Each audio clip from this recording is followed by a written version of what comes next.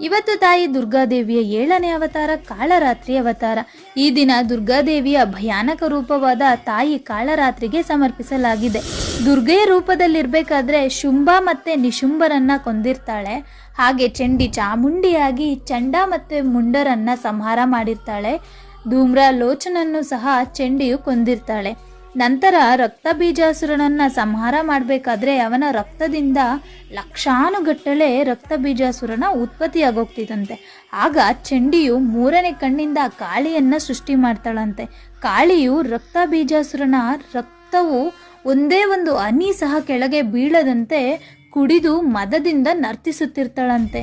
ಅವಳು ಎಷ್ಟು ಭಯಾನಕರವಾಗಿರ್ತಾಳಂದ್ರೆ ಯಾರೇ ಎದುರಿಗೆ ಬಂದರೂ ಅವ್ರನ್ನ ಸಂಹಾರ ಮಾಡ್ತಿರ್ತಾಳಂತೆ. ಆಗ ಶಿವನ ಎದೆಯ ಮೇಲೆ ಕಾಲಿಟ್ಟ ನಂತರ ಆಕೆಯು ಸಹಜ ಸ್ಥಿತಿಗೆ ಬರ್ತಾಳಂತೆ.